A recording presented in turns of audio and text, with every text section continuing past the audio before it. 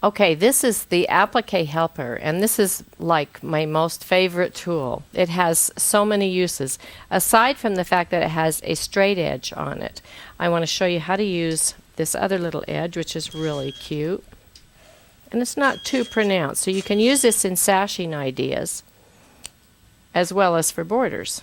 So I'm just going to come along like this. You can see it'll come into the point and make a point and make a point, and you just walk your hand along it, and you could just continue to move it up and continue that way if you wanted to. Or you could turn it the opposite direction. Let's come down in here like this, and this is going to make the stained glass design. Isn't that cute? I love it. Then you could do some echoing with it if you wanted to. So you can add your freehand once you get your perfect design in there. Let's just add a little bit of freehand here just to show you how you can continue it out.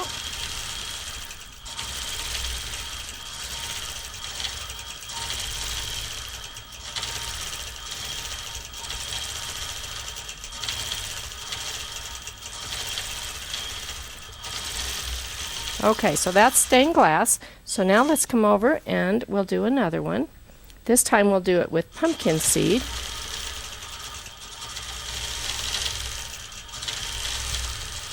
Just make sure that you keep the foot against your tool. Now with pumpkin seed you start in the very same place, but we're going to just jump up into the middle here like that. So let's see if we stay there. We may have to come down just a little bit like that because we want this to be the opposite. Keep the cameras rolling. I just got to figure out what I'm going to do here. Let's see. I want to turn it this direction and come back in here. Okay, so we're going to flip our applique helper over the other direction like this, and we're going to put the point up here in the middle of the curve. So we'll be doing something like this.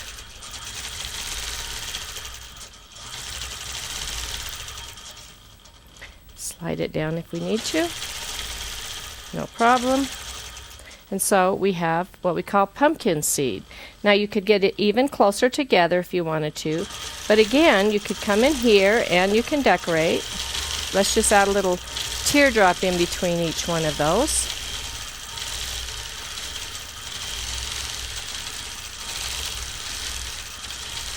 And on the other side, because we do want to make it a two-way design.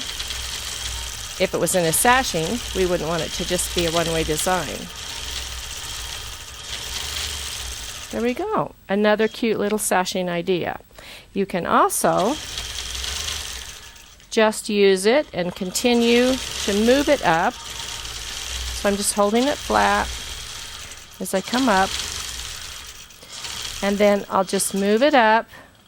This time I'll move my template so it's even with the stitching line. And that will make my stitching 1/4 of an inch apart.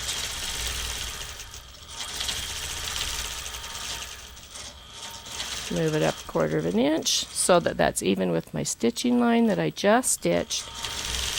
And here we go again. Remember that your foot is 1/2 an inch, and so every time you move it, you're going to get that stitching is going to be 1/4 of an inch away. And that would make a really cute border or anything that you wanted to do there. Now, when you're using this hole, that completely hooks your foot. Now, here's how you put it on your machine. You just put it on like that. You can see that it's hooked the foot. Now, with your regulated stitch, if you turn your machine on, you could put both of your hands nice and flat down here like this, and then you see you're in complete control of your machine. So you could do freehand this way. If you're used to freehanding with on your domestic machine, this might be a really fun thing for you to do. Or when you're going around the applique, you want to stay right on the very same stitch. So that allows you to just stitch very, very close on the applique. And also, flattens your applique for you as you're stitching around.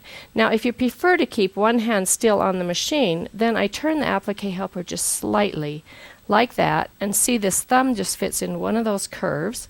Hand is still flat, but the left hand is really in charge of where I'm going. My right hand, if you see, my right hand is just helping to propel the machine. It's not controlling the machine. My left hand determines where this is going. This is just like a one-finger touch with the right hand. And the left hand is really in control. So if you were following that applique and you wanted to stay right next to the applique, you can see you can just get right in there. You'd want to make sure that you had 12 stitches to the inch if you were doing that. And you can stay right close. Or even if you need to follow a line, it's just the handiest tool ever because your hands are right there next to the needle. So, and again, you can use it also as a straight ruler, like that, which works terrific.